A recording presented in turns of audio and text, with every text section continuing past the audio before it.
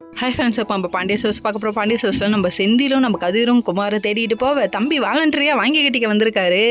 வாஹ இங்கே தான் இருக்காக 2 குத்துக அப்படிங்கிற மாதிரி ஆயிடுச்சுங்க. கடைசியில் பார்த்தா நான் அடித்தா தாங்க மாட்டேன், 4 மாதம் தூங்க மாட்டேன் பாட்டை போட்டுவிட்டு இவங்க பின்னி பெடல் எடுத்துட்டாங்க.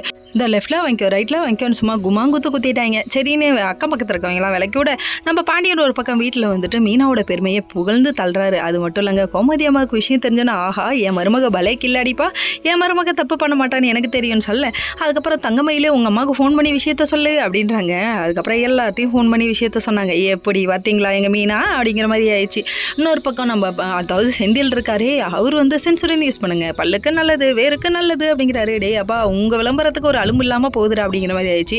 அதுக்கப்புறம் சரிப்பான்னு சொல்லிட்டு கடையிலேருந்து வீட்டுக்கு வந்ததுக்கப்புறம் ரொம்ப ஹாப்பியாக ஃபீல் பண்ண ஆரம்பிச்சாங்க. என்னன்னு பார்க்குறீங்களா, பாண்டியன் கேக் வெட்டுறாரு. பாண்டியன் கேக் வெட்டுறது பெரிய அதிசயங்க, அது உலக அதிசயத்தில் இடம்பெற்றிருக்கப்பட்ட ஒன்று அப்படிங்கிறாங்க. ஏண்டாப்பா அப்படின்னு பார்த்தா 1/4 கிலோ கேக்கு 4 நாள் உட்காந்து ஒப்பாரி அவர் 300 போச்சு 400 போச்சுன்னு பாரு. கேக்கு ஸ்வீட்டாக இருக்கும் ஆனால் ரேட்டுக்கு அதிகமாக இருக்கும்னு யோசிக்கிறவர் அவரே வாங்கி கொடுக்குறாருன்னா எவ்வளோ பெரிய விஷயம் இது அப்படிங்கிற மாதிரி ஆயிடுச்சு.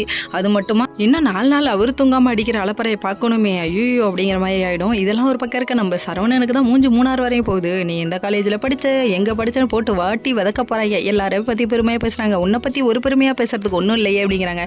டே அவன் வந்துட்டு இருக்கிறத வச்சு வாழுங்கடா, எதுக்குடா பறக்கிறதுக்கு ஆசைப்படுறீங்க, பறக்கிறதுக்கு ஆசைப்பட்டா இருக்கிறதும் போயிடுங்கிறது ஏன்பா உனக்கு தெரிய மாட்டேங்குது, கண்ணா எல்லா உண்மையும் ஒரு நாள் வெளியே வரும் அப்படின்னு சொல்கிறாங்க. சரி விடுங்க, நம்ம தங்கமயிலோட உண்மை சீக்கிரம் வெளியே வரப்போகுது போல். ஓகே ஃப்ரெண்ட்ஸ், நெக்ஸ்ட் வீடியோவில் பார்ப்போம்.